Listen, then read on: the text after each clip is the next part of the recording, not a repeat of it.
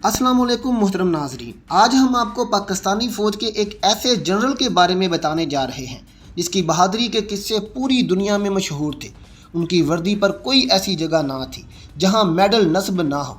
1965 की जंग में उन्होंने भारत को छठी का दूध याद करवा दिया, लेकिन इसी जनरल की ज़िंदगी के आखिरी लम्हात ऐसे भी थे जब उन्हें डरपोक और बुज़दिल के लक़ब से पुकारा जाता रहा। मोहतरम नाजरीन, जनरल नियाज़ी के नाम से पहचाने जाने वाले lieutenant general Amir Abdullah Khan असल में थे कौन? उन्होंने अपनी इब्तदाई ज़िंदगी के शब रोज़ कैसे गुजारे? क्या जनरल नियाज़ी सकूते ढाका के असल ज़िम्मेदार थे या इसके पसे पर्दा हक़ाइक़ कुछ और हैं? जनरल नियाज़ी का इमरान खान से क्या रिश्ता था? ये सब कुछ हम आपको बताएंगे अपनी आज की इस वीडियो में। मोहतरम नाजरीन, अमीर अब्दुल्ला खान नियाज़ी 1915 में मियाँ वाली के मुज़फ़्फ़ती इलाके बलू खेल में पैदा हुए। उनका ताल्लुक़ नियाज़ी कौम की सहराब खेल शाख से था।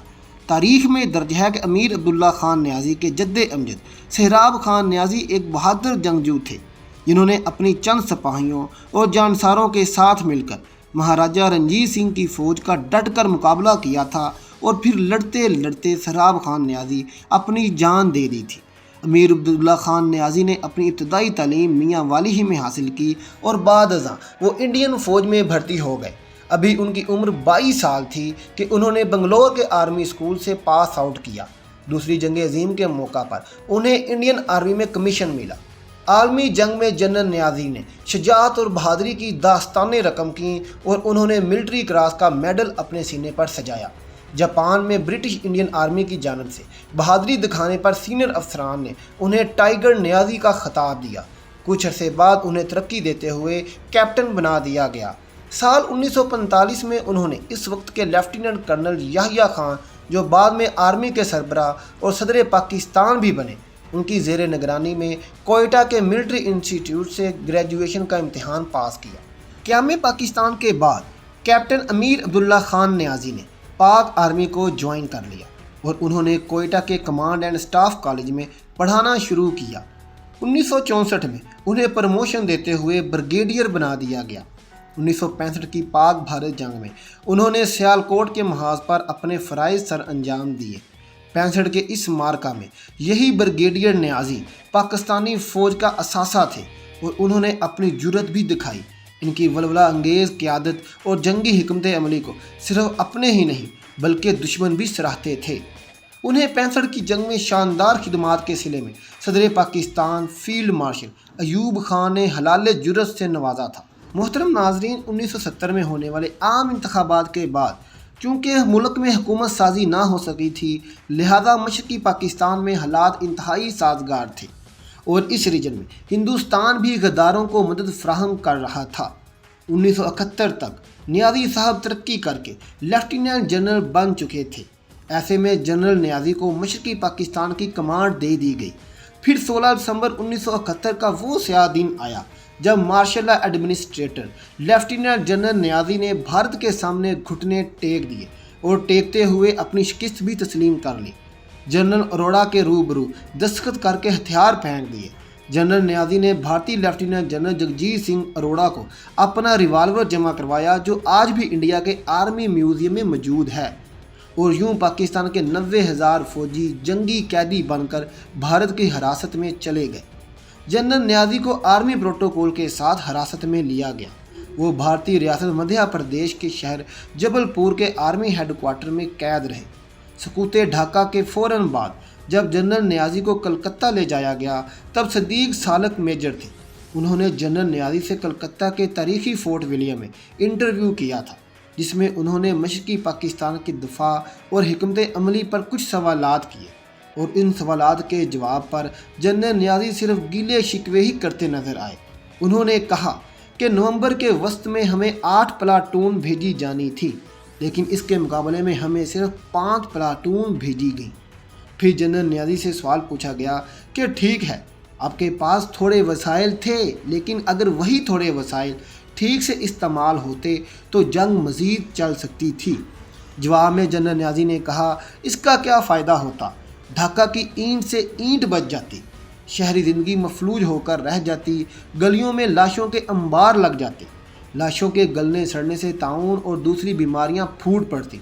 इसके बावजूद अंजाम तो यही होना था میں لاکھوں بیواؤں اور یتیموں کا سامنا کرنے کی بجائے 90,000 قیدی واپس لے جانا بہتر سمجھتا ہوں۔ ڈھاکہ ڈوب گیا، جنگ ختم ہو گئی، بھٹو صاحب نے اقتدار سنبھال لیا۔ کچھ عرصہ بعد جنگی قیدیوں کی واپسی مکمل ہوئی اور بھارتی قبضے سے علاقے واگزار ہوئے گئے۔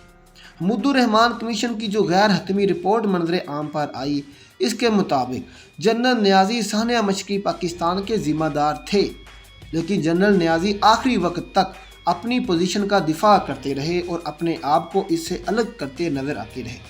تب 3 اسٹار جنرل نیازی کو 2 اسٹار رینک کا میجر جنرل بنا دیا گیا اور پھر جولائی 1975 میں انہیں فوج سے بھی نکال دیا گیا۔ اس کے بعد جنرل نیازی پاکستان میں تو تھے لیکن گوشہ نشین ہو گئے، ان تک کسی کی رسائی نہ تھی۔ یہ وہ دور تھا جب ذوالفقار علی بھٹو نے جنرل نیازی کی کردار کشی کرنا شروع کر دی۔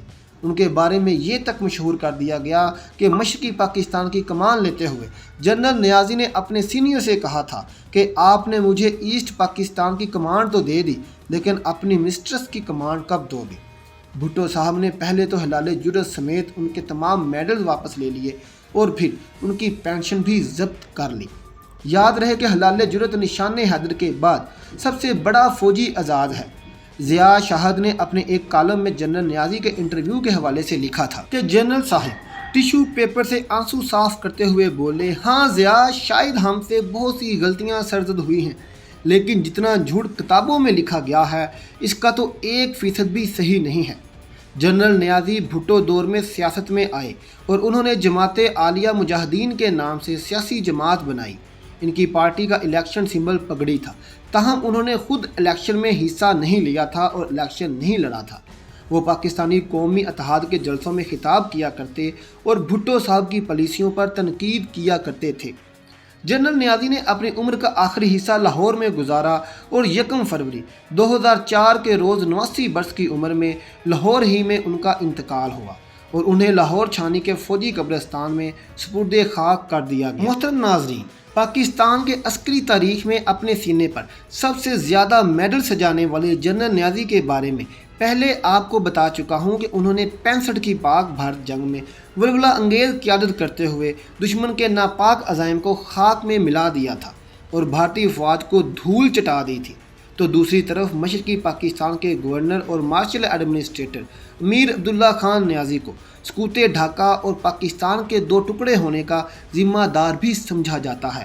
پیپلز پارٹی کے شریک چیئرمین آصف علی زرداری اکثر عمران خان کو جنرل نیازی سے تشبیہ دے کر بزدل اور ڈرپوک کہتے ہوئے طعنہ زنی کرتے نظر آتے ہیں۔ آپ نے نواز شریف کی تقاریر بھی سنی ہوں گی، جس میں وہ عمران خان کے نام کے ساتھ نیازی کا لفظ خاص لہجے میں بولتے ہیں۔ چھوٹے میاں صاحب یعنی کہ شہباز شریف بھی کئی مواقع پر عمران خان کو جنرل نیازی سے تشبیہ دے چکے ہیں، جبکہ ایک پریس کانفرنس کے دوران مولانا فضل الرحمان نے بھی کہا تھا کہ ہم عمران خان کی خاندانی روایات کو جانتے ہیں، ان کی ہتھیار ڈالنے کی پرانی عادت ہے اور ہتھیار اٹھانے کی نہیں۔ نون لیگی قیادت مسٹر زرداری اور مولانا صاحب عمران خان کو جنرل نیازی سے تشبیہ دیتے ہوئے بزدل اور ڈرپوک نیازی کیوں کہتے ہیں؟ اور وزیر اعظم پاکستان عمران خان کا جنرل نیازی سے کیا رشتہ تھا؟ تو جناب، اس بارے میں عمران خان کے منسٹر اسد عمر کا قومی اسمبلی میں کہنا تھا کہ جنرل نیازی میاں والی میں ضرور تھے، لیکن ان کی عمران خان سے کوئی رشتہ داری نہیں تھی۔ ہمارے ملک میں ہر سال 16 دسمبر کے روز سقوط ڈھاکہ کے عنوان سے ٹی وی پروگرام ہوتے ہیں، رسالوں اور اخبارات میں اداریے، کالم اور مضامین بھی لکھے جاتے ہیں، جس میں فال آف ڈھاکہ اور جنرل نیازی کے حوالے سے بہت سے تبصرے شامل ہوتے ہیں۔ جنرل نیازی نے سانحہ مشرقی پاکستان اور اپنی جنگی ایام کی آپ بیتی دا بیٹل آف پاکستان میں تحریر کی۔ اس کتاب کا اردو ترجمہ میں نے ہتھیار کیوں ڈالے کے نام سے چھپ چکا ہے، جبکہ 1971 کی سول وار اور جنرل نیازی کے کردار کو لے کر کئی پاکستانی فوجی افسر، بیوروکریٹس اور غیر ملکی صحافی اپنی کتابیں تحریر کر چکے ہیں۔ جنرل نیازی کا یہ جملہ آج بھی تاریخ میں درج ہے کہ Dhaka will fall only over my dead body. مشرقی پاکستان کے المناک سانحے کے بعد جنرل نیازی نے اپنے ایک انٹرویو میں کہا تھا، مجھے اپنے شہر میں برقع پہن کر شاید جانا پڑے گا۔ جنرل گل حسن اپنی کتاب میں تحریر کرتے ہیں، جب ستمبر 1971 میں جنرل نیازی کو مشرقی محاذ کی قیادت سونپی گئی تھی تو جنرل گل حسن راولپنڈی GHQ میں بیٹھے ہوئے تھے۔ یہ امتحان کی گھڑی تھی، ایک کے بعد ایک جنرل مشرقی پاکستان کی کمان سنبھالنے سے انکار کر رہا تھا۔ پھر یہ ذمہ داری جنرل نیازی کو سونپی گئی، جن کا سینہ 28 تمغوں سے جگمگا رہا تھا۔ انہیں 3 ڈویژن فوج کے ساتھ مشرقی پاکستان کا دفاع کرنا تھا۔ جنرل نیازی تب اس امید پر تھے کہ چین ہماری مدد کو آئے گا اور امریکہ کا 7واں بحری بیڑا بھی ہماری مدد کو روانہ ہو چکا ہے۔ دوستو، آپ کو یاد ہوگا کہ 2017 میں بھارت نے جنرل نیازی، جنرل اروڑا اور سکوت ڈھاکہ پر ایک شارٹ فلم مکتی بنائی تھی، جس میں تاریخ کو مسخ کرتے ہوئے تصویر کا ایک رخ دکھایا گیا تھا۔ اس شارٹ فلم میں جنرل نیازی کے علاوہ ذوالفقار علی بھٹو، شیخ مجیب الرحمان اور اندرا گاندھی کے انٹرویوز کو بھی شامل کیا گیا تھا۔ بریگیڈیئر صدیق سالک اپنی کتاب میں نے ڈھاکہ ڈوبتے دیکھا ہے اس میں لکھتے ہیں کہ GHQ نے جنرل نیازی کو ہتھیار ڈالنے کا کوئی حکم نہیں دیا تھا، انہیں صرف جنگ بندی کے آرڈر دیے گئے تھے۔ ایک غیر ملکی جریدے کے مطابق وہ لکھتے ہیں، وہ کہتے ہیں کہ ڈھاکہ میں عددی فوجی برتری رکھنے اور مزید 2 ہفتے تک جنگ جاری رکھنے کی پوزیشن میں ہونے کے باوجود جنرل نیازی یعنی کہ جنرل امیر عبداللہ خان نیازی نے ہتھیار تب ڈالے جب جنرل جیکب نے جنرل نیازی کو یہ دھمکی دی کہ اگر انہوں نے سرنڈر نہ کیا تو وہ ان کے سارے خاندان کو قتل کر دیں گے۔ محترم ناظرین، یہ تھی ہماری آج کی ویڈیو۔ آپ کو کیسی لگی کمنٹ باکس میں ضرور بتائیے گا، اور یہ بھی ہمیں ضرور بتائیے گا کہ سکوت ڈھاکہ کا اصل ذمہ دار ذوالفقار علی بھٹو تھے یا کہ جنرل نیازی۔ ذوالفقار علی بھٹو چونکہ 1971 میں بری طرح الیکشن ہار چکے تھے اور مجیب الرحمان جیت چکے تھے اور اقتدار جیتی ہوئی پارٹی کو منتقل ہونا چاہیے تھا، لیکن بھٹو نے نعرہ لگایا ادھر آپ ادھر ہم۔ تو محترم ناظرین، آپ ہمیں اپنی رائے سے ضرور آگاہ کیجیے گا کہ سکوت ڈھاکہ کے اصل ذمہ دار ذوالفقار علی بھٹو تھے یا جنرل نیازی۔